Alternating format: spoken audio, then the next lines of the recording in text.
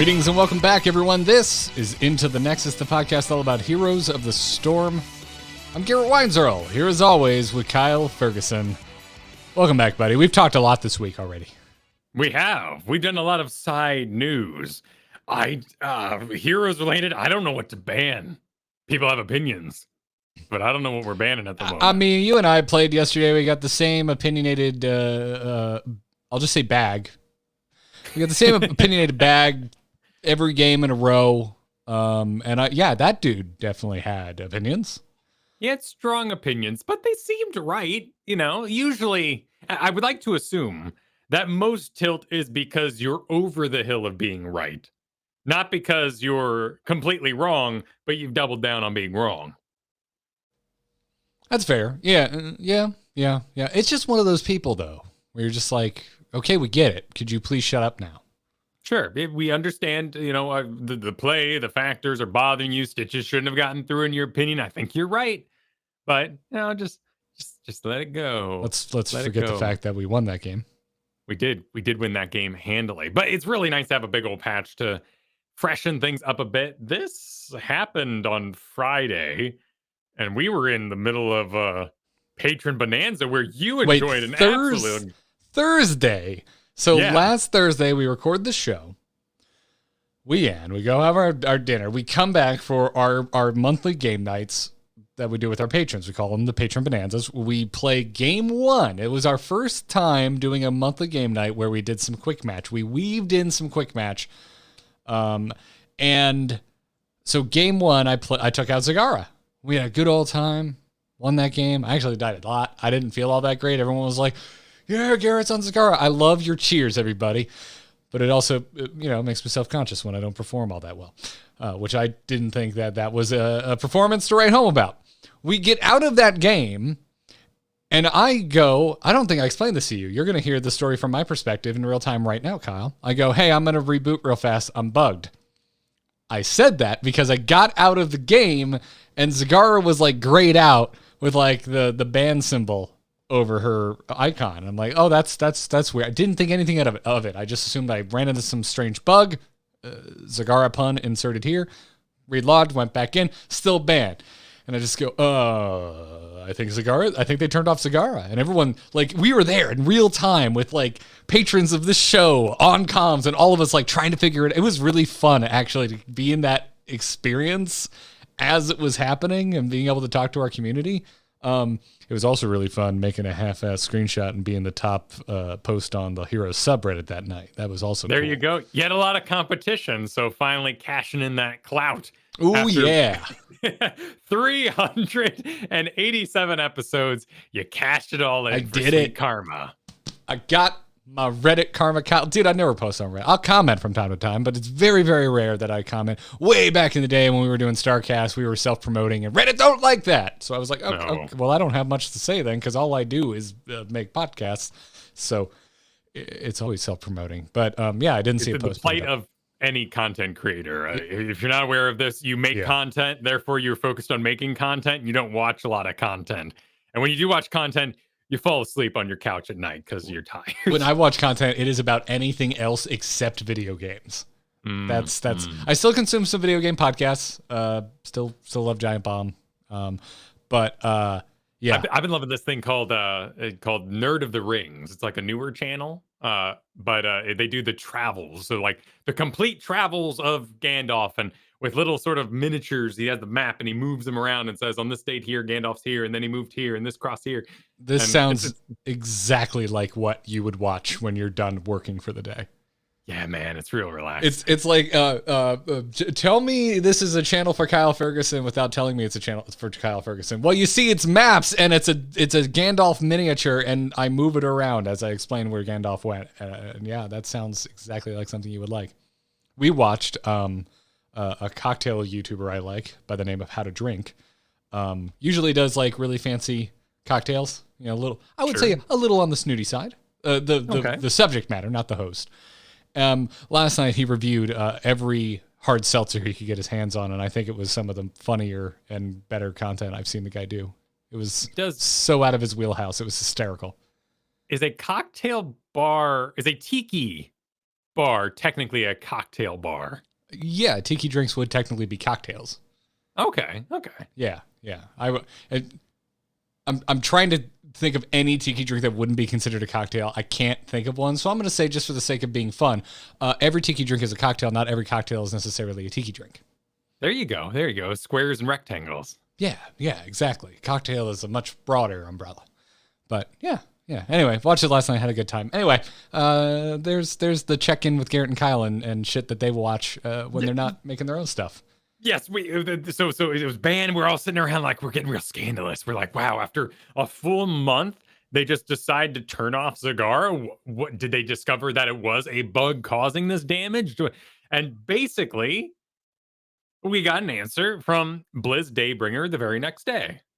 Yeah. It we were like, well, actually it was later that night. Well, no, it was the next. No, I think it was that night. There was a light answer that night, right? That was basically, we've disabled until we can get the patch out. Yeah, but it went out after the ban, and we were in the moment, streaming, playing that exact second, and so I was like, why would you do this and not explain what's going on? Was there actually a bug? Did I not get to exploit the bug before you turned off Zagara? And then I think 30 minutes later, they were like, yeah, we're just turning her off for now. But anyway, we'll get more into that in a second. When we get into news. But just some housekeeping here at the top of the show. We will be recording live on Wednesday next week instead of our usual Thursday. So if you do want to join us live, come on by twitch.tv/AMOVTV on Wednesday. Our current plan is to do it at our normal time, 3 p.m. Eastern time. There's a slight chance that something will come up for me and we'll have to do it a little bit later. But, it's all good. We'll figure it out. Show will happen next Wednesday instead of Thursday. Other than that, want to thank those of you supporting us on Patreon. So thank you very much. Check out patreon.com/ITN if you like what we're doing here and you want to support us. And shout out to D-Lon for supporting us via a PayPal donation. So this is funny. D-Lon's already a patron, but wanted to throw some extra our way for the Nexus Gaming news we've been doing. And so thank you, D-Lon, for the PayPal donation. We really appreciate it. But that's worth bringing up here. We talked about at the end of the episode. No one sticks around for the end and when we start ending. So go over to the AMove YouTube and find our Nexus Gaming news. We have taken the news that we were doing at the end of ITN.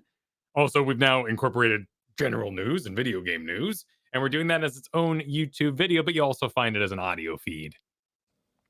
Yes, yeah, absolutely. A lot more visuals than you might be used to from our usual video content on the YouTube version. So check out youtube.com/AMOTV. Give us a like, give us a comment, maybe subscribe to the channel. Go support our video efforts over there, and hope you keep enjoying the audio version right here. But for right here, right now, we're going to talk about this week's Heroes of the Storm news. So let's get into it. We're on, boys! Ha-ha! Let's liven up this place! Point me to the stage. Stay a while and listen. All right, so we have a patch that hit Friday of last week on August 20th. Zagara, as we mentioned, was disabled for less than 24 hours. And the full explanation that we got from Daybringer about that strange Zagara ban, and in case you weren't keeping up with the community, we were all kind of like, well, why did you bother turning her off if you were going to drop a patch 16 hours later, or whatever it ended up being? I mean, TLDR is they weren't sure they were going to be able to make the patch that week, that it was actually going to get out. But Daybringer said in long form, the team was working on finalizing the balance patch early this week, but due to random development hurdles, it looked like we were not going to be able to get the patch out this week. Luckily enough, with some heavy lifting from the team, we were able to fix the issues and greenlight the patch early this morning. Continuing saying that disabling a hero for a handful of hours was not intended, but with us in a space where we were not 100% confident that we could patch this week, we felt like it was the right thing to do. All this said, hope you enjoy the patch and are eagerly reading and observing your feedback. Have a wonderful weekend. Daybringer. Kyle, I think this is like S-tier transparency. Like S-tier communication, letting us know what's going on. I like this peek behind the curtain. Yeah, we don't need to know the disc got lost or what the particulars were of why you were running late. That's fine. This is fabulous. I love it. It does make it sound like it's pretty easy to do. And sort of my scandalous brain heads in the direction of, Is there like a big policy that we shouldn't disable certain heroes because it's gonna, you know, just not be a good look? How so?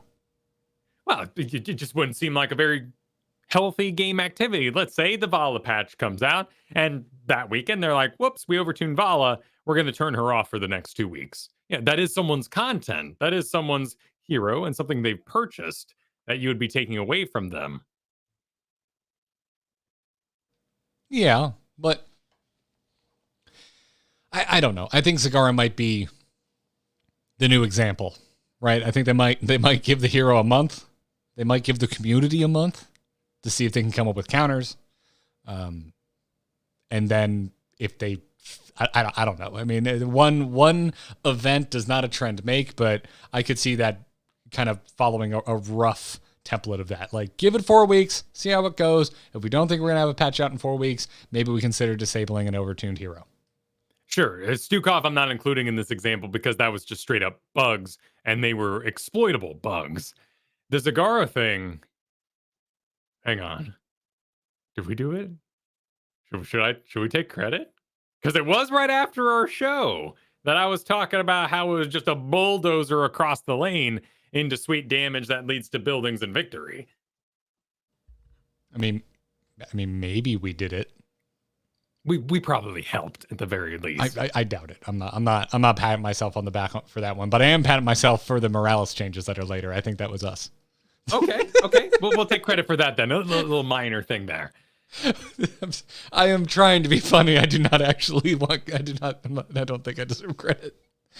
Anyways, yeah. So beyond that kind of head scratcher of why'd you turn the hero off, even though the patch were coming. Now we know why. I think it was fine. I saw some people like, why'd they take 4 weeks? And like I get where they're coming from, and I don't think it's an unreasonable stance, but I don't know. I'm also like okay with it. Again, we have bans. Obviously, it was my favorite hero. I'm going to be a little biased, but I give it some time. See if we can maybe counter the hero. If we're here on this show with the release of Li Ming talking about S of Joan, I think it was called, which shifted you slightly towards the center after you got hit by an arcane orb, sitting around being like, well, people just haven't learned how to counter it. I bet you that exact thought goes through their heads. And someone squishy like Zagara, it's kind of the same sort of thing. Like, ganker, you got to be looking at that data and say, yeah, I mean, you're getting above 63% win rate here. But come on, community, aren't you going to draft for it? Where's the false stats flying in? Where's the pressure on the Zagara? And I do think that when I had a really hard time anytime I ended up against a Valera. And that just made me think, though, if we're drafting Valera, you're probably tilting your team in certain leagues. Yeah, there are some Valera mains out there, but but Falstad's a good example. No one who's gonna get mad about a Falstad pick. If you're mad about Falstad, write in itncast@gmail.com. If you're like passionately like, how dare you pick Falstad? I want to hear from you. It's a perfect hero, right? I've actually been early picking Falstad. That's my new Cassia, by the way, is Falstad. Because for that very reason, it's like, oh no, they drafted enough damage to kill Falstad. Everything kills Falstad. Like there is no. Yeah, it doesn't matter. That is just a constant you need to learn to deal with if you want to play this hero. Right. it's literally your life. Is that you're going to die horribly if you do anything wrong or aggressive. That's why you have the Mighty Gust. Now, my brain with all the math flying around, I don't know exactly when to Mighty Gust a lot of the time. That's where I'm kind of hitting that master's wall at the moment. Yeah, whatever, man. I'm permaplat, so it's all good. They just keep coming for my heroes. Mm-hmm. Leave Rexar alone. Okay. I'm watching him creep back up as Zagara creeps down. Pun very much intended, and I am getting worried again. I think you're okay. I hope so. I'm still loving Sonya, man. Slam build Sonya, perfectly fine. Like, the more distance we put between us and the nerf of Slam build Sonya, the more I think it was one of the better balancing acts pulled off in Modern Heroes patches. She's still viable. She's just not overtuned. Like, I really like where Sonya's at. It kind of killed it for me, but that was just me. Like, I don't like the spinning thing. I like the slamming thing, and I'm not really interested in playing other types of Sonya, so I'm not going to. You don't have to. Just keep slamming. Oh, you just keep doing the slam thing? Just keep slamming, man. Okay. People are still playing frontline. You know what kills Mal'Ganis? Giant Slammer. It's great. Dahak is more of the project right now when it comes to like working on NGS team stuff. Boy, you've spent. I'm going to say you spent too much time with Cavalier Guess. You're playing all these weird heroes that with nothing that translates from one hero to the next. That is very true. Yes, that is very true. It's very much like, hey, you want to come over and play some Magic the Gathering? And like, sure. And they show up with 20 decks. And you're like, what the hell is this? I wanted to play a game of Magic the Gathering, you freak. pick one. And then they go like, well, what are you going to play? And then even worse, right after that, they're like, oh, this deck wouldn't be very good against that. And they like, oh, good. So you'll beat me after you say, yeah, okay, uh-huh. So why were you so down to like buy a box of cards and do our own sealed event for your bachelor party? Because that's just good fun. Oh, okay. I guess it was an event, right? It was an event. Right. Everyone's on the same playing field. That's why I love draft kind of stuff, because nobody's bringing their, bought online. We're willing to wait 5 days for it to show up crud. There's everybody there with a little luck is going to have about the same deck. Drafts are the best. Fair. I would love like a weird heroes drafts. Dota has a mode where you do an ability draft where you like have all your heroes and then you pick the abilities from a pool of abilities from other heroes. So you could have like a Kel'Thuzad who has Earthquake from Thrall, for instance, as his heroic. And you just mix and match and it just gets real goofy. Oh, not a patch week. Let's brainstorm what a cube would look like in MOBA. A cube? It's where you make your own limited pool to draft from. Oh. Yeah. But it's a patch day. So let's talk about it. Yes. Let's talk about what the hell changed in Heroes of the Storm right after we stopped recording last week. And let's start it off right here with the tanks that were changed, or should I say the tank that was nerfed, Stitches. Stitches lost a little health regen, and then on the base kit, Shambling Horror had its duration reduced from 5 to 4 seconds, and in the dev comments, they went on to say that they're overall happy with where Stitches is, but, quote, his stickiness is overshadowing why players pick other tanks. I think that's fair. Stitches is extremely popular, and it's almost more of a I personally don't want to deal with Stitches kind of problem. So every tank has to know how to play Stitches right now, and I'm hoping that this nerf takes that away a little bit. We got a health reduction of 40. We call a lot of things Bunker Town, but like this has to be getting to Bunker Town pretty serious at this point. He's a very survivable character. I get it. I think we are at the hair splitting levels of trying to figure out how much health is correct for Stitches. It's very anecdotal for me, but this is absolutely one of those heroes that I think like, oh my God, if I had landed one more freaking hit, this dude would be dead. So we have now returned to, or we are now below this would be July 15th patch from 2020, which put his health up to 3,150. Actually, no, it was increased. Never mind, back in June. Oh my goodness. So it went up then. Actually, his health didn't get messed with. Okay, he's not actually bunkered. We're okay. His health slowly crept up in 2018, reaching its height, its climax in 2020. And now we're walking that back. Yeah. It's, as we saw yesterday, players have some strong opinions about this hero and want him controlled.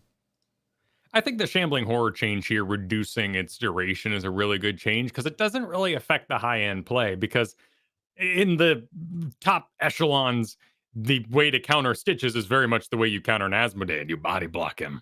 And everyone gets crazy about body blocking Stitches because it's so easy. And it's the number one way to shut him down. Though, you also have other tricks like Cocoon. We had a great Anubarak yesterday who cocooned right at the second every time. and you just pop on out of stitches. Cocooned stitches, now in a cocoon. If you are gorged by him, you get disgorged. I liked seeing the cocoon this week. Saw a couple of them. A couple of those Anubaraks running around. It does stand to reason that if Stitches goes down after people have become accustomed to removing a hero from the battlefield, that cocoon would suddenly be a big deal. A Nubarak on the way up. Yeah. I was about to liken it to also Maw from Zagara, but Zagara wasn't making it through the draft, so I don't think think we all got very used to Maw in our draft games. So there was a Tenderizer nerf, which also makes perfect sense. Yeah, both the talents that got nerfed were heavily picked. Tenderizer had the slow amount reduced and the slow duration reduced, and a level 16 Pulverizer had the slow reduced and the armor reduction duration reduced.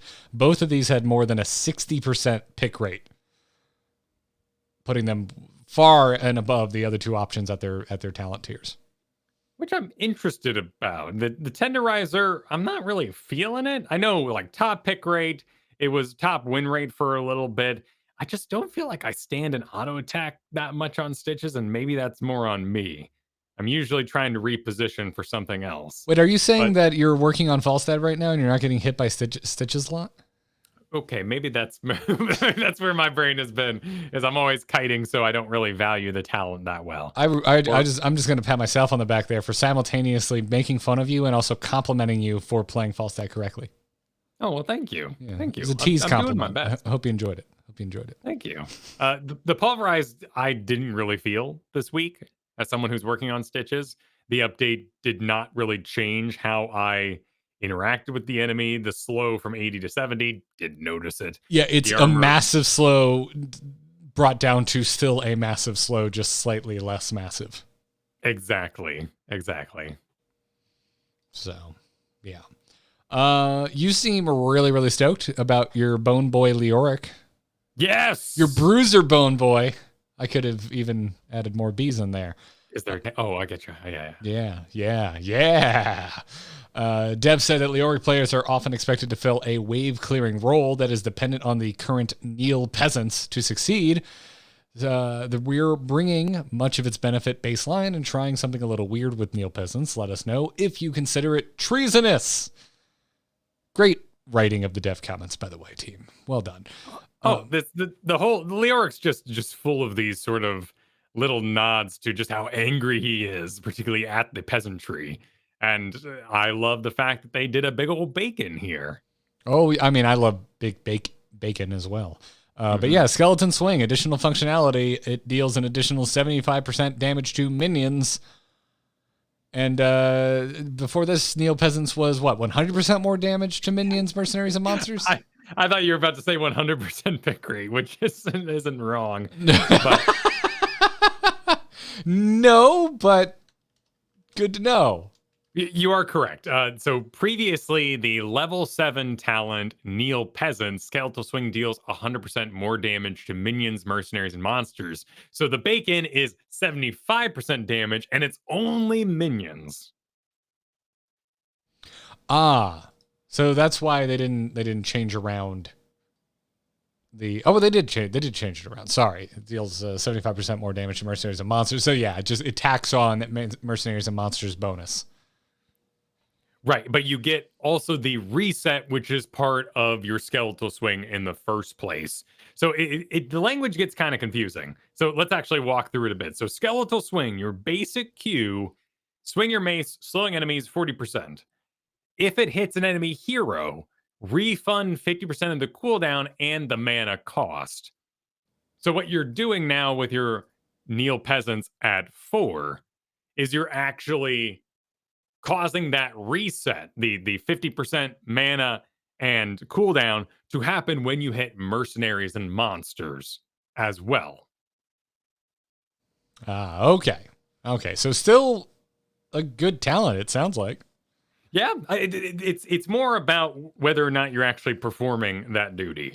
So if you are a double soak Leoric, big congratulations, everybody. Your 1 to 4 is going to be amazing. You are really going to feel this. You are going to clear with the best of them. You're able to rotate. You have that escape with your Wraith Walk.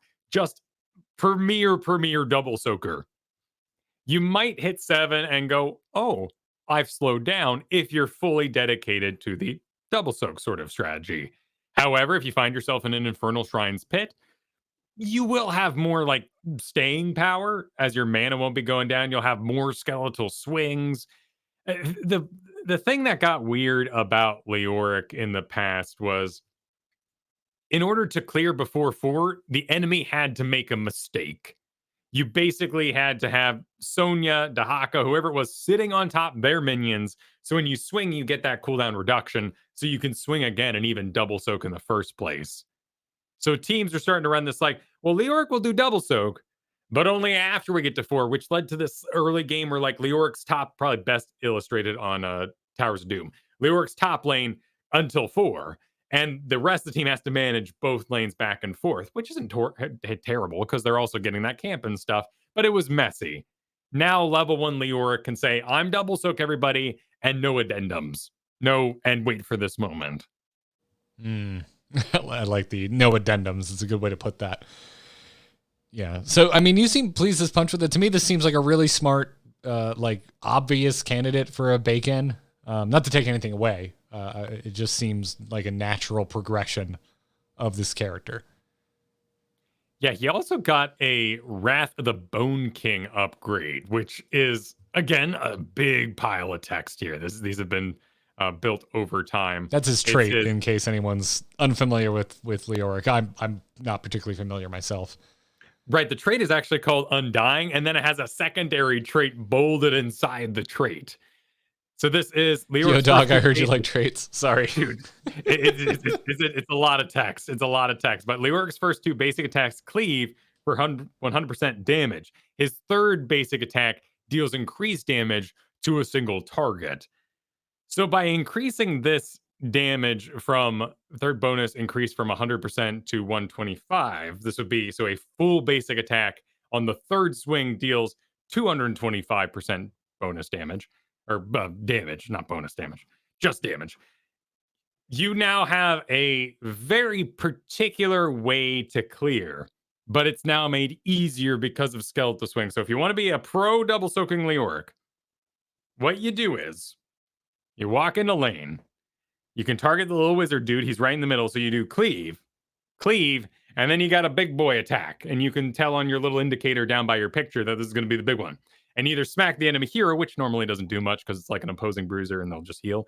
So you smack a melee minion, one of the night little minions, to try to get that down. And then you go back to cleaving the archers because they deal all the actual damage to the lane. Thank you for your mini-hatted Leoric guide. It's so important. That's your speed, right? And we're talking about like shaving 2 seconds off here. You get to your double soak lane 2 seconds faster. Now that becomes 4. Now that becomes 6. Now that becomes they're at your wall or you're pushed to their wall and you can go to the Infernal Shrine's pit.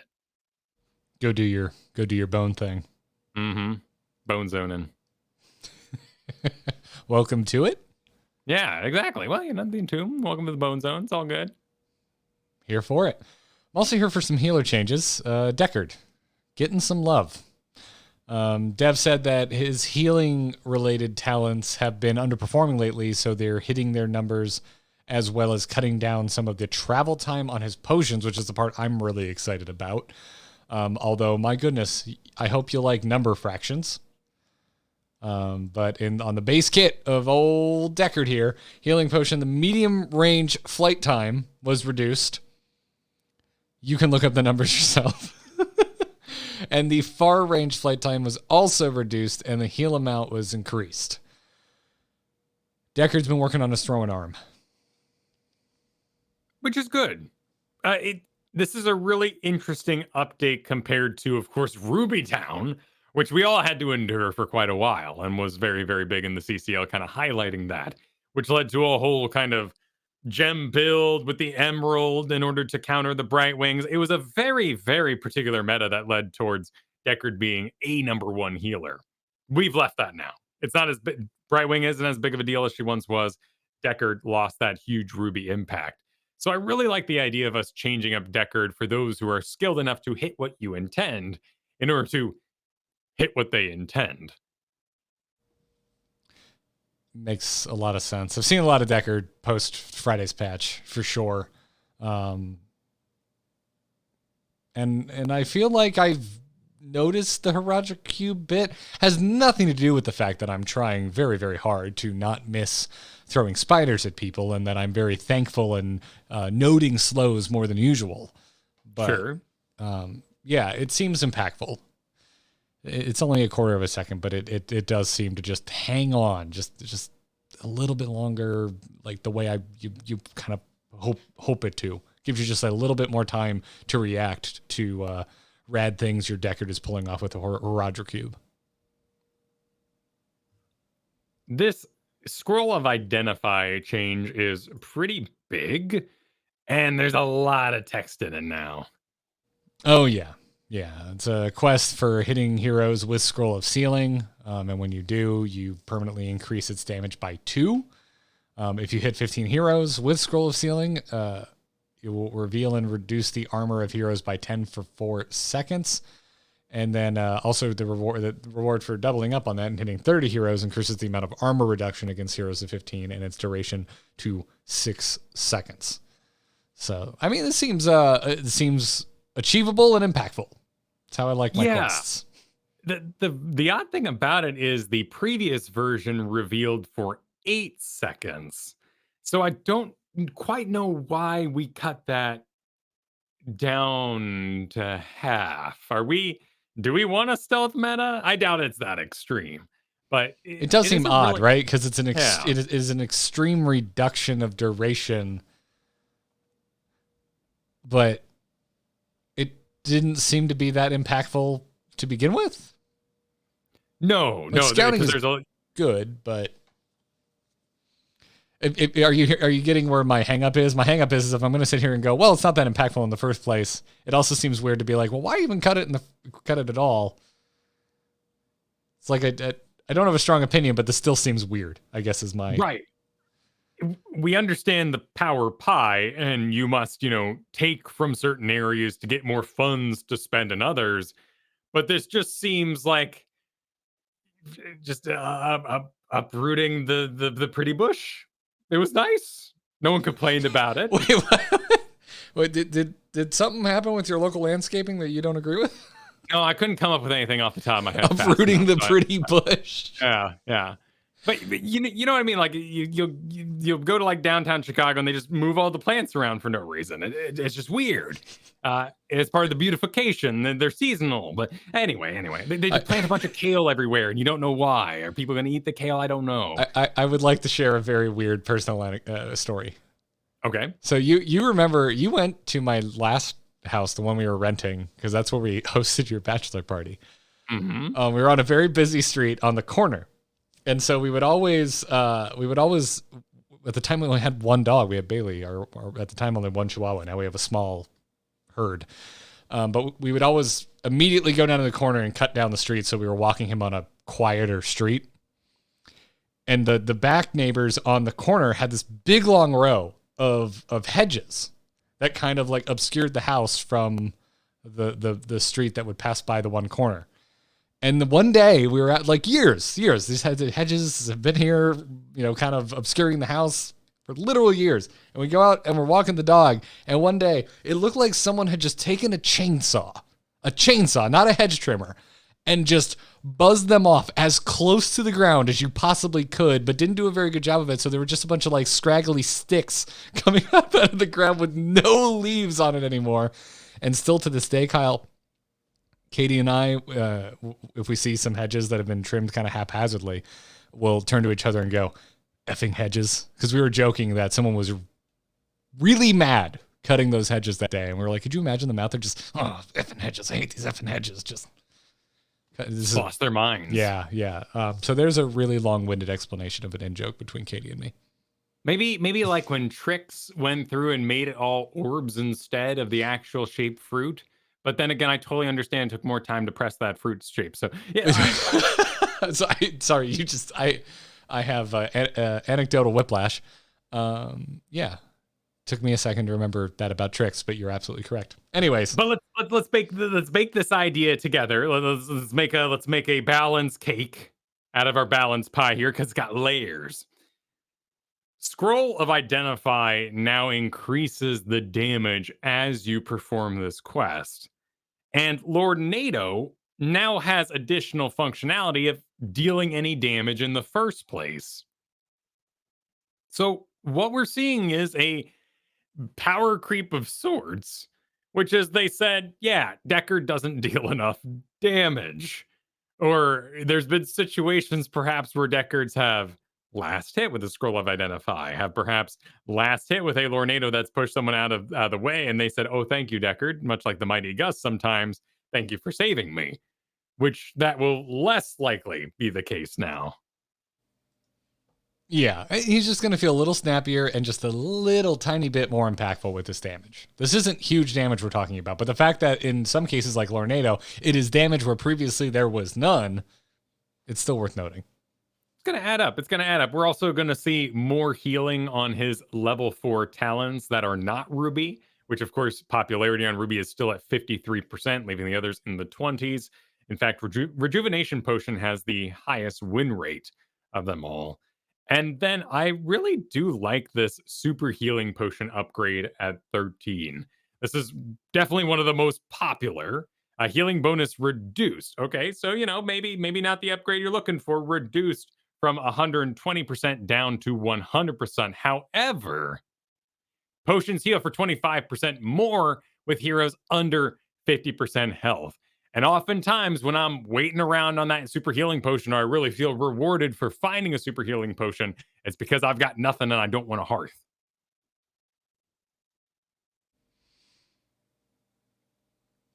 I mean, if I'm feeling good about finding one, it's because I needed it. That's true. I don't think I have clauses for when I'm happy to find a super healing potion. Well, yeah, this to me increases that reward. Deckard throws you a potion, but they're a good Deckard and they miss. And you're like, I know what this is. This is going to be a super healing potion. It was intentional. It was intentional. Yeah, so you do a couple little loops there because, there's no Zeratul in the game. And you wait, and then it turns into super healing potion. And now you will be rewarded that much more for your game knowledge because you're under 50% health. Okay. All right. I love that Deckard, by the way, like kind of like pre-putting pots in an area where a fight's about to happen is like the closest thing we have in this game to like the Spartans smacking their shield in 300, but it's Deckard. Okay, I thought you were going to say tower defense, but yeah, I feel you. It's a claim. Like, this is happening. It's happening here. It's going down. I've been playing too much NGS. Ain't nothing ever done on accident. Anytime anybody's walking by themselves, no. They've got a whole party and bush nearby. That's a bait. Oh yeah. Oh yes. That's why I die a lot when I play with your team because I'm not used to it. No, for those of you who love the damage Deckard, get yourself ready for Ancient Blessings, which is now on a 45-second cooldown rather than 60. That's a haphazard cast. That's what that is at that cooldown. I like it. This is your one where you empower everybody around you to have enchanted weaponry, and when they attack, they deal more damage and heal. It is on its own sort of mini cooldown. It can't occur more than once, so your brain might go, "Oh my god, all attacks heal." Tracer, no. Each attack only gets one of these every 1 second, but it lasts for 8 seconds. It's an incredible surge of healing and damage you can do. Well, speaking of healing, let's look at Lieutenant Morales. Health is up. I don't remember what they reduced her health from before. Let's find out. Should have prepared and had this up before. Well, there's a lot of moving pieces here. Morales' health was reduced from 1545. Okay. Back in July, so we are now we're at a net gain then. Yeah, we're at a net gain. And then what happened with the energy? Because I know they reduced the energy regeneration. Energy. So this is on the healing beam. Energy regeneration interval reduced from 1 to 0.5. Energy regeneration per interval reduced from 6 to 2.5. Okay, so we're still at a net loss because the healing beam energy regeneration per interval increased from 2.5 to 3. You said it used to be 6? Yeah. Okay, so we're still at half of what it was doing before. And then they also increased the armor on Safeguard from 30 to 35. So, which it was previously. Yeah. We have 4, or really 3 base kit changes here. One of them's health regen. Health regen is always messed with when health changes. So it's just kind of irrelevant to mention it. I feel like it's redundant to mention it. This is where I'm going. We mentioned this because I just thought it was so weird. It was so weird to take away energy regeneration with the light Morales rework we got. Healing Beam UI was upgraded then. Yeah, it was odd. Well, okay, wait, hang on. So yes, you're absolutely right. Overall math, energy was ticking twice as often, but we were getting less than half of that energy. Therefore, it was a net loss. Now at 3, we should be at the exact same number we were. It just might look or feel better because it's happening faster. This is where we get into those really, I hate this question so much in RPGs. I'm sorry, Heroes of the Storm. But the whole, do you want a bigger mana pool or would you like regen? I'm just like, just don't make me choose. Do one or the other. Choose for me. You've done the math. You made the video game. So none of this is fun to think about. We don't care. No. So I don't know. I don't actually know why this was done, other than the fact that, what was it? Was it Hunters? Rogues in World of Warcraft went from a bar that would go tick, tick, tick to one that would go blue to use sound effects for a image. So you're saying one was pips and one was a more standard energy bar. Right, like a gradual energy bar, and they made a big change about this. Yeah. And it was the same rate, but however, if you wanted to spend lesser amount abilities, you could do that sooner than the jump up would allow.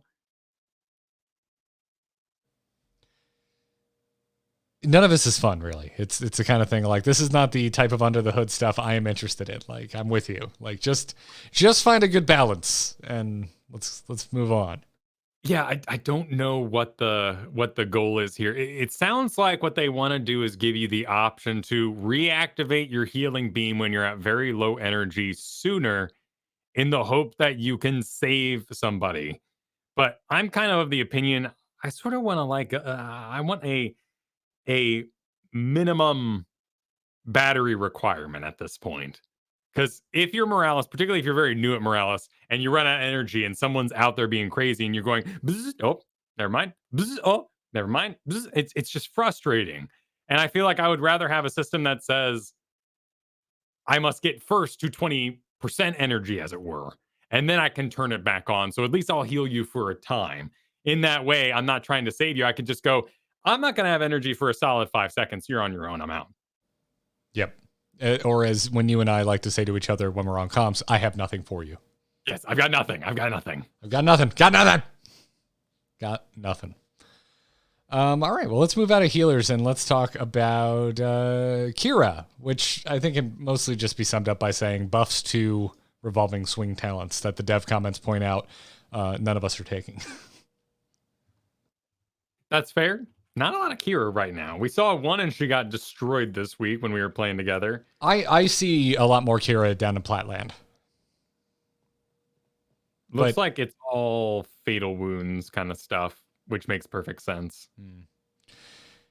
Yeah, but I wouldn't say it's like a Kira Palooza or anything. She's just kind of been a constant. Every now and then she pops up. Feels like the time, like kind of, she reminds me of Phoenix. Like it's always a chance. There's always a chance that someone's passionate about Kira.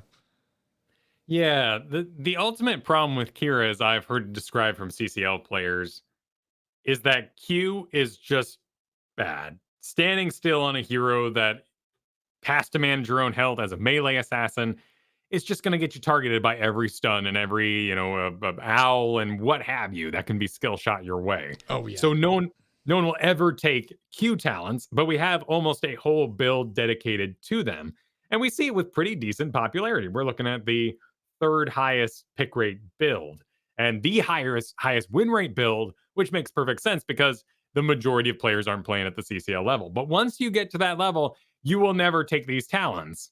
And people are going to do things to avoid being hit with your bleeds in the first place, so they end up on a trait build.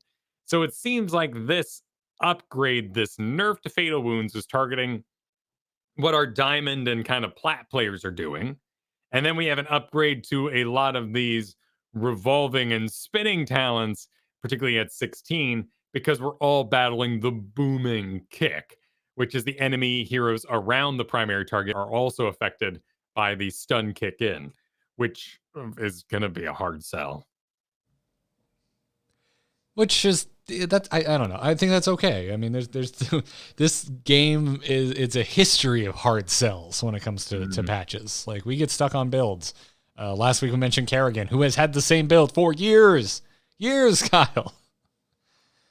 It's hard to break out of it, and sometimes that's okay. I don't know. I don't think it's inherently bad. I applaud the attempts for more talent diversity, but I don't think we don't need it at every damn level.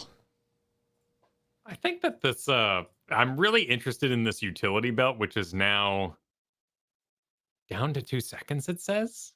That's a level 20. What is utility belt? Hitting an enemy hero with revolving sweep or set your grappling hook cooldown and it recharges 900% faster after you've been out of combat.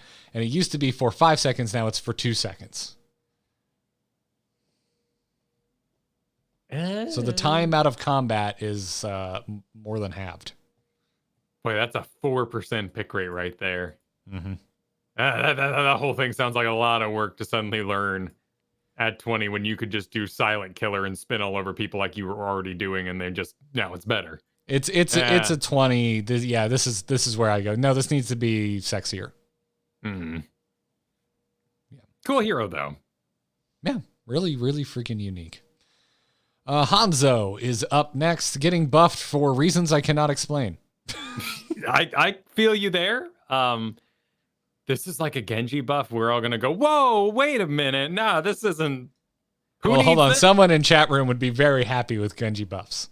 I'm sure they would be. Podcast listeners at home, there's literally someone in chat right now named "Where are my Genji buffs?" All 6% of you would be very, very happy. Yeah, but anyway, Hanzo got Hanzo, the hero that can jump over walls, got more health. Natural agility on the trait had the cooldown reduced from 30 to 25 seconds. And then we got some underpicked talents, some love. But we got a health increase and we got a cooldown reduction on natural agility. Kyle, why? I see so much Hanzo. He's very impactful. He gets away with murder because he can jump over walls. What's happening? I don't know. I do not know. I understand why Dragon Strike was buff. This is probably the best way to go about a buff if you stand in the center area. Previously, you took 50% increased damage. Now you take 75. If you the chances of you being stuck in the center area are extremely combo based. Otherwise, you'll probably get on terrain stuck, which means you're stuck in the side areas, in which case you're not going to feel this buff. Dragon Strike will always compete with Dragon's Air, which is the stun one, of course. Yeah. I'm not sure how you sort of line those up. You can add slows to Dragon Slate. You can try to add some sort of weird CC. The Dragon Awakens at 20 gives cooldown reduction. If that gave a root, like we're talking what happened with Cassia kind of stuff, it would be incredible. Too incredible now. But Hanzo, it's tough. Because a Genji buff, he would say, that's scary. But I don't feel like people say, I'm not. I don't know if I want to go down this road. I'm not sure if I want to go down this road. But I'm going to because I started.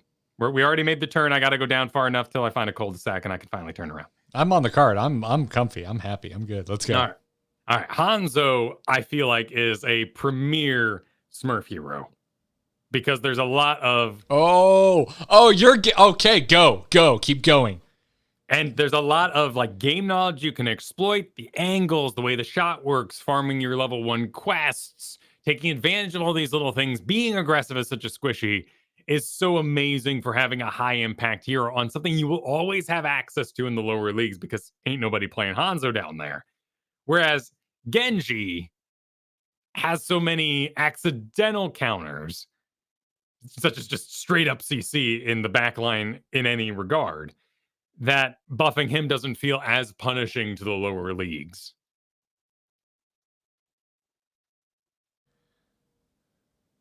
I liked that. Don't hold back in the future. Okay. Well, you're welcome. I want your I want your Hanzo Smurf scandal with Kyle Fergusson. That's what I want. I mean, I do think this is, I think it's the right thing to do with the third lowest win rate hero in the game. I just don't. Man, I don't know. I don't know. They're not wrong to do this. Is what I'm saying. Is you see these numbers and you say, yeah, Hanzo needs some help. I wish there was a way to make him better and harder to play at the same time if we're going to go down this road. That's you just want to build a second Genji at that point. Yeah, and I don't want that. I'm enjoying Hanzo myself. I've been working on him a lot because he can be such a great carry force, in a double support meta, which we're not currently like swimming in.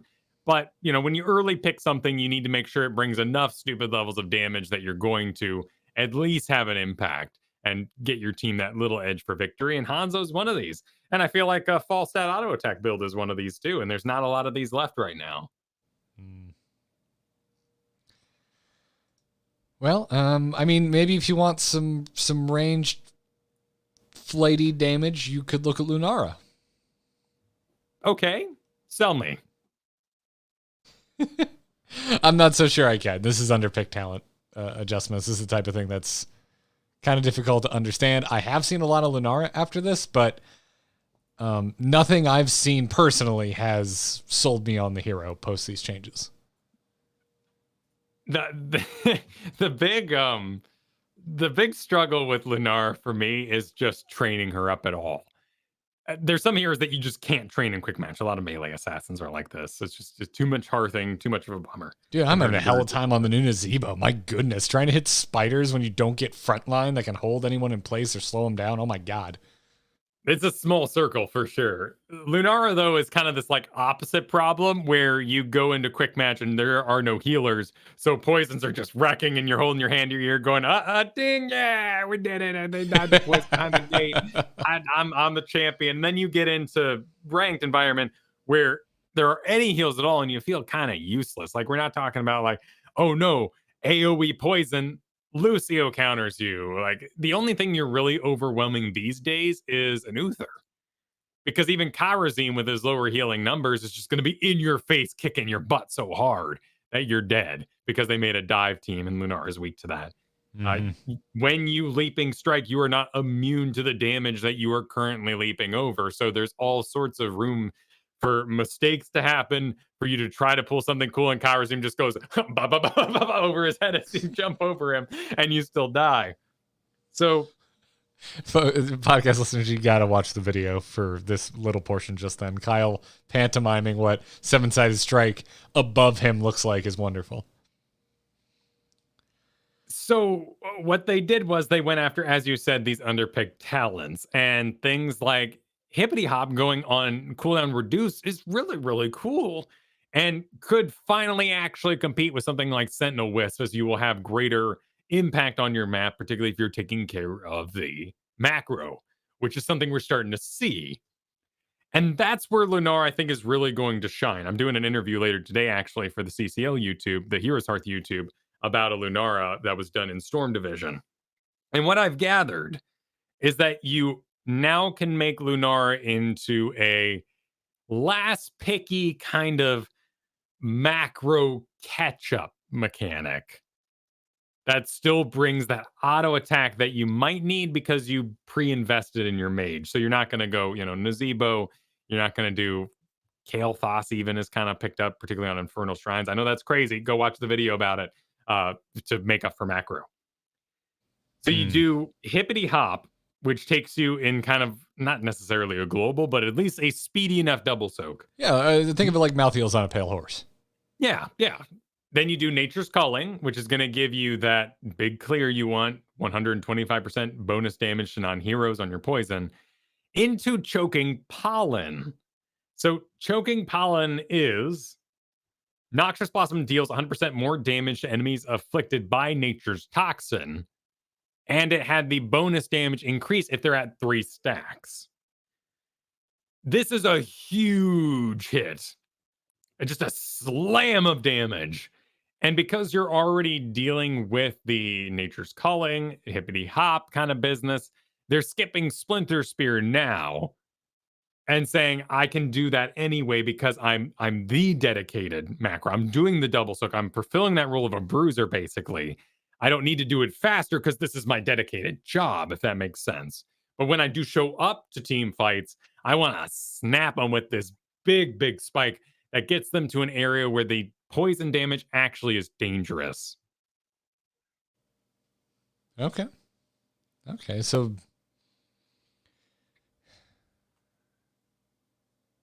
it's still, I don't know. Poison's always strange, right? Like so much of it, I feel, comes down to what type of healer that the opposing team draft. Right. Because you do the slam of damage, Slamage, if you will. But it's the damage is delayed. The potential death is delayed. Still, which has always been a part of the poison, but it's interesting. That's the kind of thing where it's like I want to cross-reference it with like every other hero that can just pile on the damage. Like, are you getting more damage because it's delayed, like consistently with Lunara? That's the question. Because if you are, then it's worth it. If you're not, then it's like, why wouldn't I take one of these heroes where the damage piles on and it is instantaneously delivered? Right. And I don't think we've reached an OP Lunara meta by any means, but it does seem like Choking Pollen is going to shore up Lunara's weaknesses when it comes to team fight. Because otherwise, you've already invested in something like Nature's Calling and even Hippity Hop for this double soak kind of macro business. Now you can take Choking Pollen to actually have an impact in the fight. And then you go back to kind of doing like full defensive things like Greater Spell Shield as you go down the list, and probably still grabbing that unfair advantage absolutely at 16 because the damage is just so high. I think to me, you're painting a picture of like Lunara essentially being a bruiser stand-in. But then I ask, why would I go Lunara over a more traditional bruiser? And that's why I'm saying we're getting into that like late pick kind of thing. You also have things that can develop like a required front line, if you will, that Anubrak doesn't really hold things. He does a lot of stuns, but because his own health is so weak, it's often engage and then run away. So sometimes Anubrak is paired with Thrall, so Anubrak makes the engage, and then he just starts booking away because he's scared out of his pants.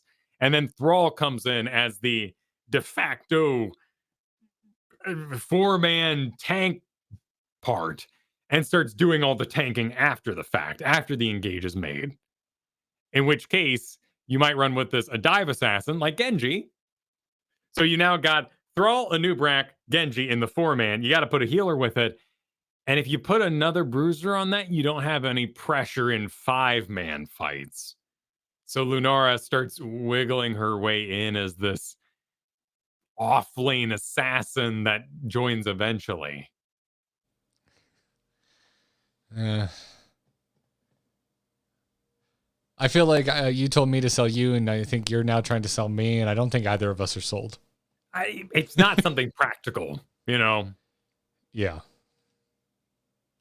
It's not. But I think in order to actually see Lunara picked regularly, we need to hit what happened with Leoric and so many others. A Nature's Calling bacon. Maybe we'll get there. All right, let's talk about the Witch Doctor of the Hour.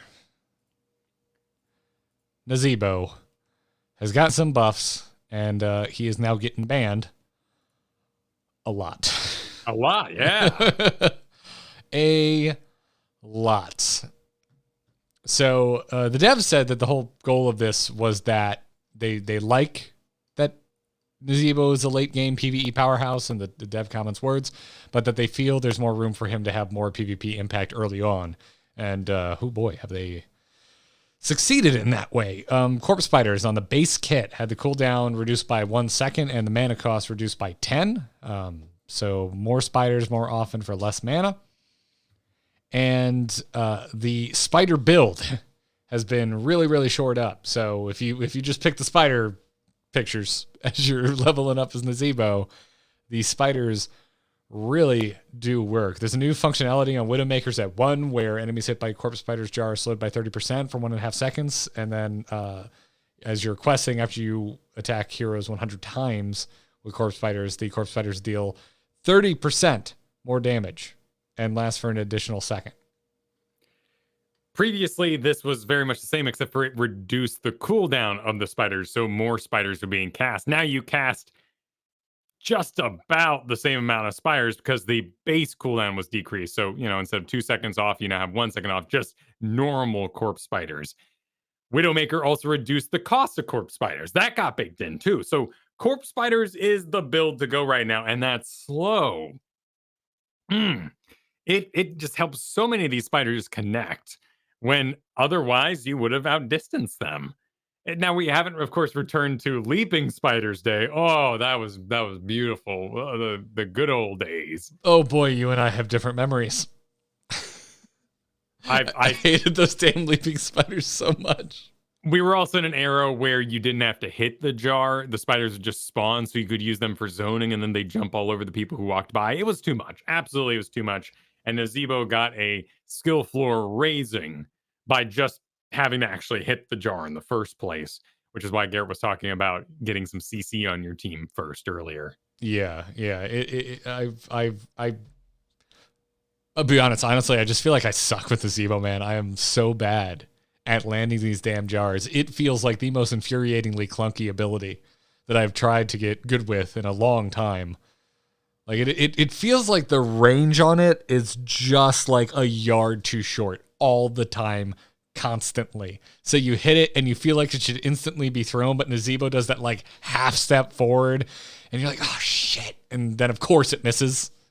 I feel like that's very by design. Because you have that level 1 talent thing in the deep that increases your ranged abilities by 20%. And you will always feel like you've got the less superior product. You're basically rolling with generic Zeebo, and Thing in the Deep makes you feel like he should.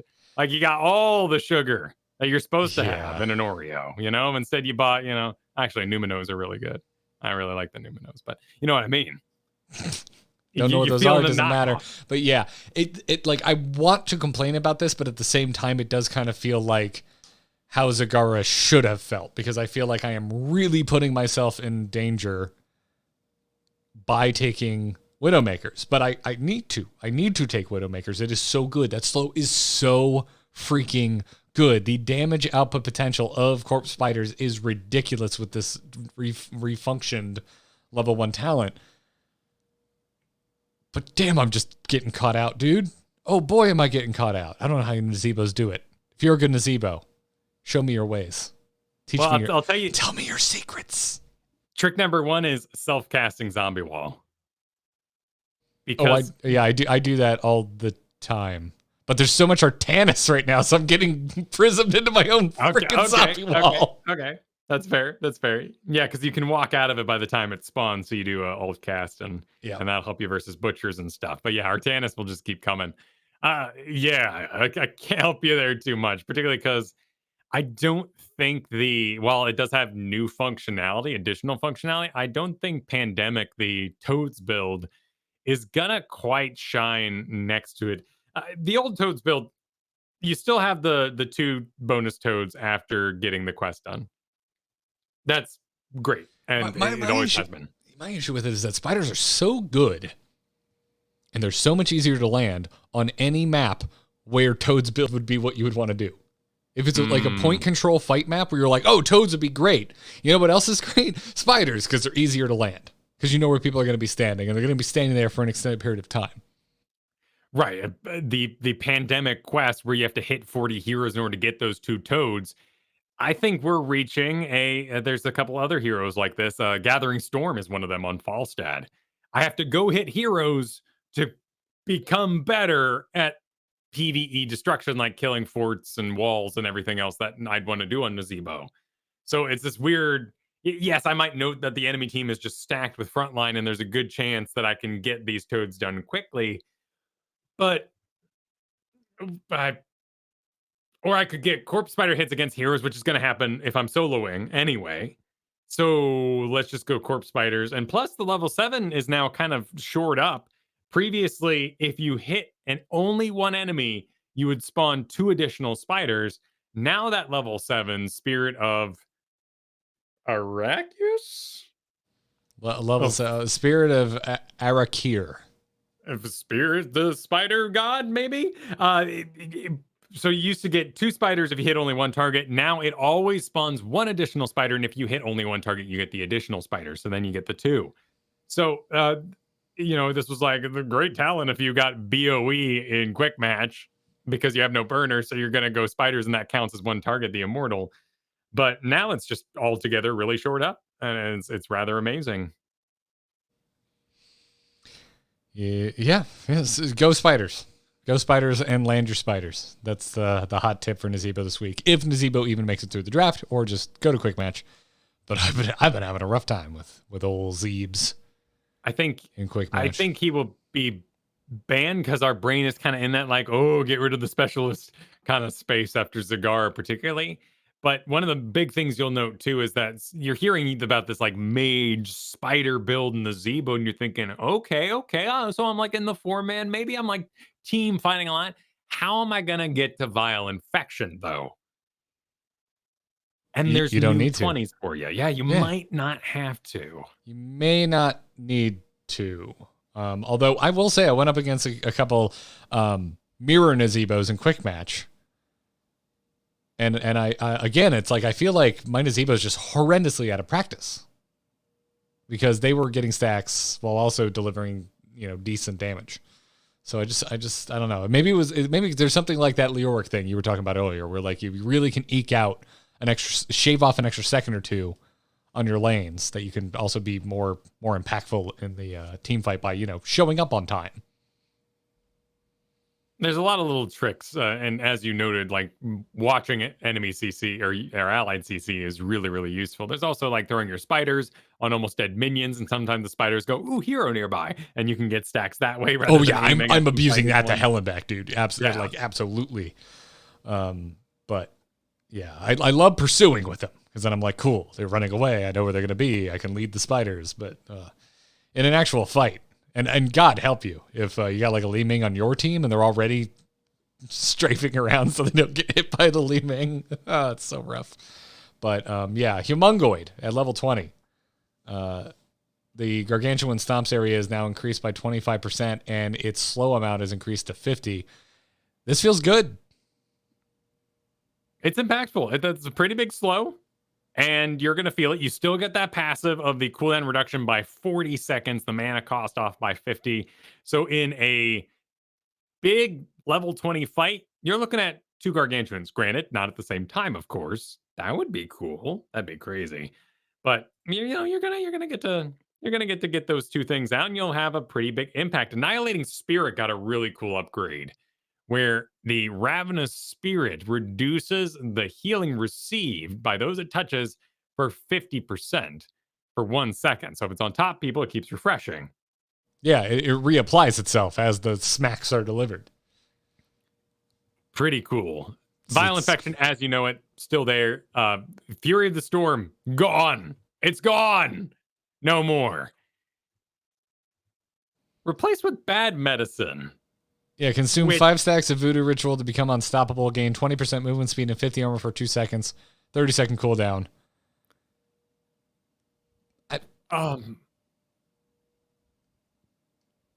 This feels like a random grab bag of things. I love the idea. Nazeebo just doesn't have the kit for it.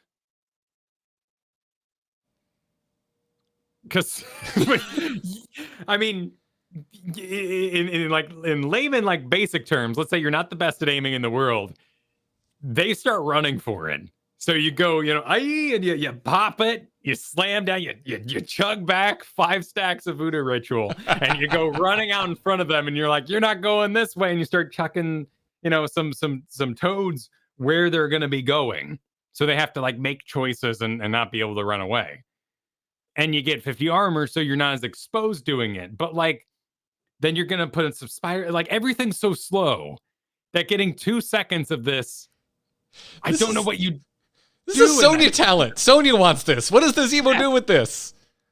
Yeah, because Sonya's gonna like stay caught up to you. She's gonna keep auto attacking you, slamming you. It's gonna hurt a lot. Like she has that staying power. The cooldowns are so short that you're gonna really be like, no, here comes Sonya. She's juiced up. But instead, it's just here's cardio Nazeebo, everybody. For 2 seconds, I'm like, not even cardio. Like, he's just doing a light sprint for 2 seconds, and then even weirder to me is that he's knocking back these 5 stacks of voodoo ritual, like he's gonna Nazeebo's gonna check his pulse, his watch, his Fitbit, and be like, "Can I afford this? Big choices are afoot." Well, I don't know. You can because you didn't take voodoo ritual. Or you didn't take what the hell's vial. So and, you're yeah, man. Listen, you're like, I'm gonna cash it in. I'm going big. I'm gonna go down 30 health and 5 mana, but it's gonna be worth it. Let's do this for 2 seconds. Yeah, listen. The only reason you would take this is so that you can enjoy the pun that is Naspeedo. So there you go. Nice. That's the only reason. It's the only reason you would take bad medicine. This to me is one of the weirder things I've seen in a long time in a Heroes patch. I love how weird it is. I want to encourage more weird stuff like this, but I want to go further. I don't know why this is on a 30-second cooldown. You can totally sell this to me if we're going. I mean, would you let me spam? Like that'd be awesome, Like why not, right? Like if I'm consuming voodoo ritual. Like just go nuts. Right. You win a team fight. Let's say you don't even use this in combat. Like, can you think of anything else in Heroes of the Storm where you have the potential to go all in? Like go all let me go all in. Let me just you just consume all your voodoo ritual and you just have 20% more movement speed for however many stacks of voodoo ritual you just consumed. There you go. Like you're playing New Vegas or something. You're about to do the slots or something. So you grab your little bar and you're like, I would like to bet this much. So you sit there and you're like, how many stacks can I really blow? And you're just like, I'm betting it all. 2 seconds. Let's go. I bet the voodoo ritual farm, everybody. But no, in all seriousness, like it's a really cool idea. You win the team fight. Everybody's dead but Nazeebo. And then you just see him hustling, just like go down the lane right at the core because he's just slamming bad medicine for the bonus movement speed, dives on that core 50 armor and takes it out a couple seconds sooner than he would, I guess, mounting up. So, it's not, it's still, what a cool idea. What a cool talent. I love the idea of cashing in stacks of any kind. I really want to see more stuff like this. Yeah. Yeah. It just seems weird on him. Yeah. But yeah. Anyways, Vala also kind of feeling a little StarCraft 2 bunkery. Just can't stop messing with her. But Dev said Vala's damage is nearing close to where we'd like it to be, but her safety while doing so is a bit high. So I'm assuming that was a reference to Hot Pursuit because the movement speed per stack was reduced. That's the only thing I can look here and go, this is maybe the safety. I guess spell armor on Gloom as well. Okay, so there's maybe a couple of things here, but they're all talent based. So to me, the most obvious thing here is Arsenal. Level 4 Arsenal damage is going down. It's been the go-to since the rework. We've already seen one major nerf to post-rework Vala. But the damage is going down from 120 to 100. This talent is currently sitting at an almost 60% popularity on hot slogs. Yep. I agree. I agree. That range is really nice on top of everything else it gives, and that's safety as well. So, actually all these are kind of safety related. I do think Gloom, though, is definitely the one to go after, not only for its health regen, but its spell armor. It's just an overall amazing talent. Yeah. I feel like mages should be a little more impactful when landing hits on Vala. So, yeah, it's... I don't think Vala is a major offender anymore. So, I don't know. I kind of look at the arsenal and go, maybe a little too much. Might be a little too much. So all of this together might be a little too much. We'll see. Well, look at Death Sight then, which they took away the heal from. This is where you just keep on strafing. And yeah, if we're talking like a lower league environment where stuns aren't hitting, there is no interrupt, there's no proper bail, people aren't reading the battlefield right, that's invincible Vala for sure. Okay, I can get down with that, but I'm reaching concern levels for Vala. I think I'm worried that Vala's going to go back into the bin for a bit, but we'll see. Speaking of going in the bin, let's talk about Zagara. Right in the bin, huh? I actually don't think this is that bad. The health reduced while minor, I feel like I do feel it, but yeah, health is down 1575 to 1500 as always. Health regeneration with that. Basic attack damage is down minutely 85 to 83.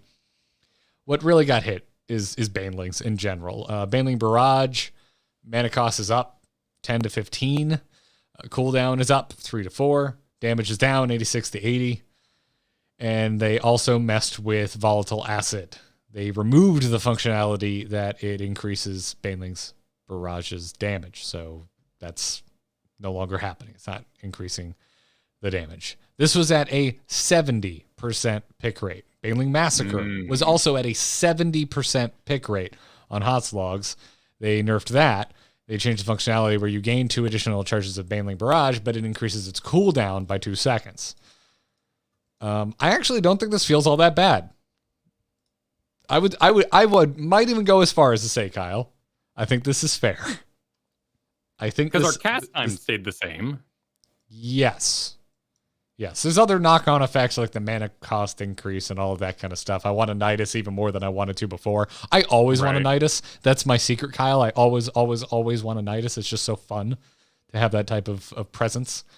But no, I was editorializing my own opinion. I think this is actually a pretty even-handed nerf across the board.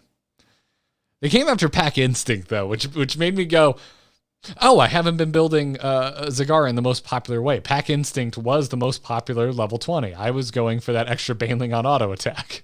Oh, sure. You were feeling This is so much fun. Why wouldn't you take that? Why wouldn't you take the Baneling 20? It is a blast. Pack Instinct was amazing. It was, but you know what it didn't do? Shoot extra Banelings. That's true. I'm glad you themed so well, but you were wrong. Yes. Broodmother every time. I don't want to hear it. Don't at me. Well, that damage is now down anyway. So yeah, you might be able to Broodmother if you wish. Damage bonus was nipped from 25% down to 20%, and duration was reduced from 3 to 2 seconds on that Pack Instinct. They're coming for their 20s, which I'm okay with.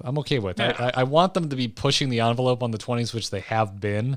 And so I expect that we're going to have some course correction on some of these level 20s that have been pushed. Yeah, I'm glad, they didn't mess with Corrosive Saliva or Mutalisk, which are just such cool and fun talents. Jagged Barbs, I'd love to see some more upgrades too, if we are going to be taking down her auto attack even a little bit. I agree with you, though. The real bummer here is that we're sort of doubling down on mana-dependent Zagara, which just doesn't feel...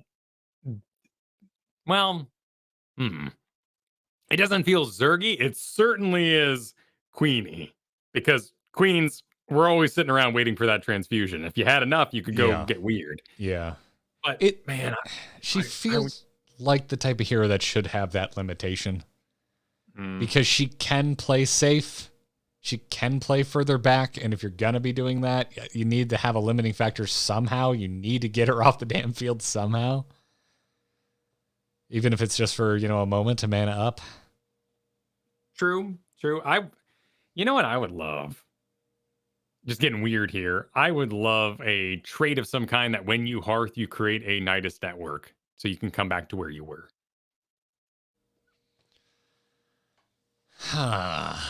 One time only, one travel only. You can take it or leave it over X number of seconds. But just something else that's not the well, that's not sitting in that Nidus network, just something a little more active. That's wild, so I like it. And I also like it because I feel we're very incentivized the Nidus right now if we're Zagara-ing. Yeah.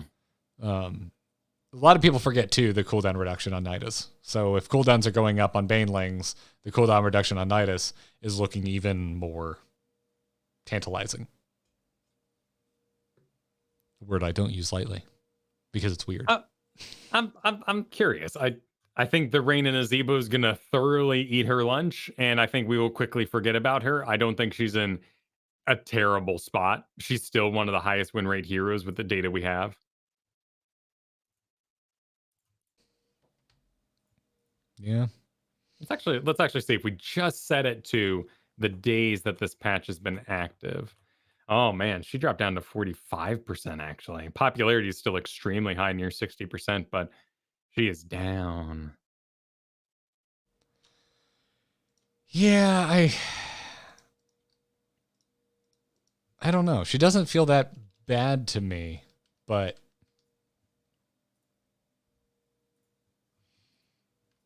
it once again it feels like a hard sell with the bruisers that we know and love that are kind of tried and true.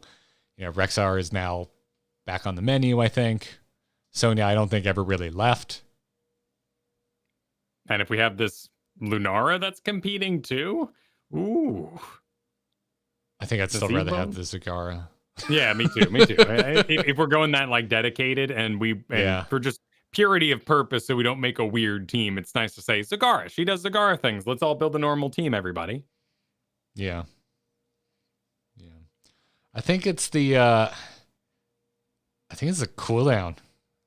The Banelings are not coming fast and furious like they were before, and so you're you've added a cooldown increase combined with a damage decrease, and then you packed on even more cooldown on the complementary level 7 of Baneling Massacre. It's just too much Baneling cooldown, I think. I think that's where we start fine tuning. I think maybe we shave off a second here, shave off a second there on that Baneling cooldown, but maybe leave the damage where it's at. Let's even take this another direction here and just say something should be done about Vicious Acid, the other level 7 talent that you don't know the name of, because nobody takes it. I mean, because it's up against things like Bile Drop, which can feel really, really good when we get to Corrosive Saliva because you have more roaches about. But slowing enemies hit by 25% with a Baneling, Zagara doesn't really take advantage of that, and 25% slow on that splash seems really cool. But I don't think anyone really notices. Yeah. No, they don't. And like, what is Zagara really getting out of the slow? What is she getting out of this exchange? What's her attack speed, right? So 2 auto attacks?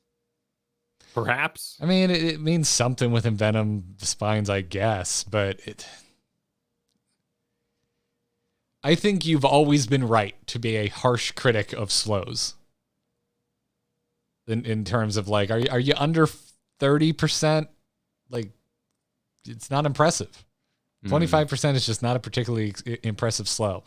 We've had a lot of slow creep over the years.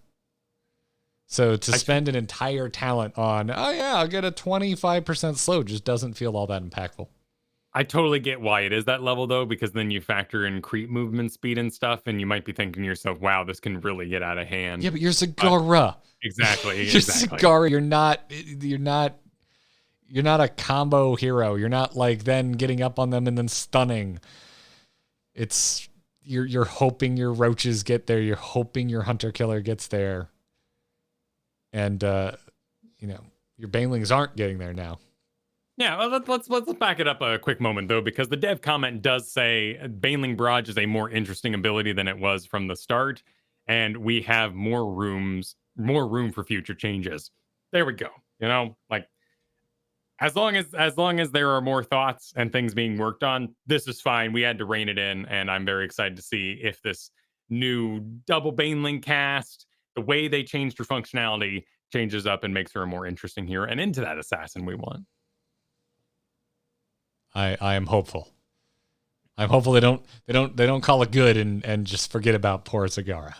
I don't think they will. I trust this dev comment. Yeah, if we're gonna keep nicking and taking down heroes like Vala and Stitches, can we, now that it seems like Zagara's maybe moved a little bit too far down into the negatives, can we bring her back up with little minute changes? Yeah. Hoping. Here's hoping, Kyle. Here's hoping. And here's the end of the patch. We've done it all. And that'll be the end of the show. It will be. It will be. This was quite impactful in terms of how bans were handled. Yes. And it seems like this, and it's not just in our home environment. It seems like it has also affected the competitive as well. Because you were saying that the draft has just the bans have gotten very, very slim in terms of how much room for getting creative in the bans you have in your league games. Yeah, it still seems like you do a little bit of tomfoolery where you would like both the Nazeebo and the Vala to be open so that you can get one of the two. But Stitches is still very powerful. And beyond that, I mean, we're starting to look at stuff that we just used to ban because we don't want to see it, like Asmodan, Brightwing. This could bring about a Diablo kind of meta if we go really deep into Nazeebo and Vala being very viable. I don't know where this is going right now. I look forward to reporting next week as the meta and numbers settle. Yeah. I think it's hard to call it a Nazeebo meta because I don't think you're going to see a lot of Nazeebo outside of the ban screen. Yes. Okay, that's fair. Yes.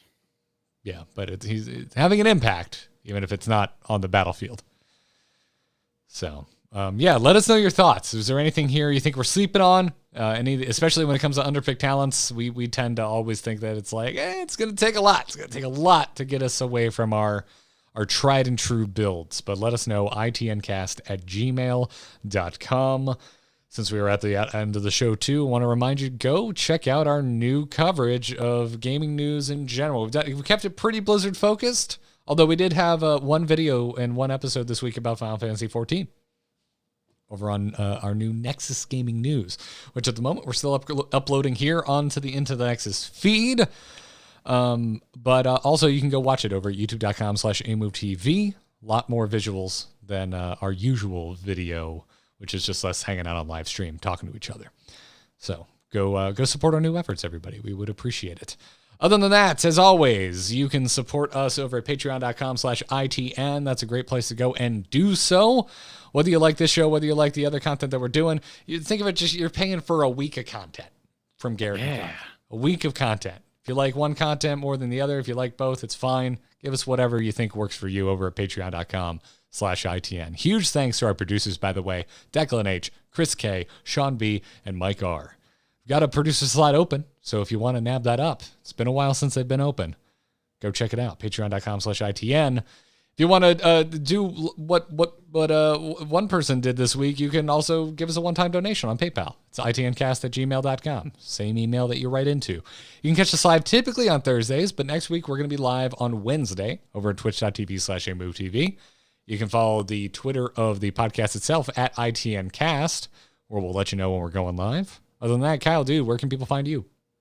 You can find me over at Kyle Fergusson, 2 S's in Fergusson, anywhere on the web, kylefergusson.com, Twitter. This week, I will continue to advertise as we approach the mobile release of the game, AO's Clubhouse, the Pokemon Unite show. And you won't believe, you probably can believe, actually, it's a objective-based MOBA, so Heroes of the Storm players are going to be pretty good at it. We are dominating their leaderboards. I know about 10 names alone in that list of 100. A lot of them in the 5 and 6 range. There are a lot of Heroes of the Storm players, which you will go, oh, when you see that leaderboard over there. Very cool game, 10 minutes each. Check it out if you're a Heroes of the Storm fan. Sick. I just want to keep promoting our Nexus Gaming News. It's here on the feed. Yes. If you want to support it, listen to it. You want to support it a little bit more, tell a friend. Check out the YouTube, youtube.com/AMoveTV. We have resurrected that YouTube that we have not been using for a very long time. it's doing well. Numbers are not insane by any means, but we are seeing growth, and y'all seem to like it. We're getting on-topic conversation in the YouTube comments, which like is all I can really ask for. Yeah, it's all I can really ask for. So, yeah, even if you're listening on the podcast side of things, maybe go and give the YouTube a little love.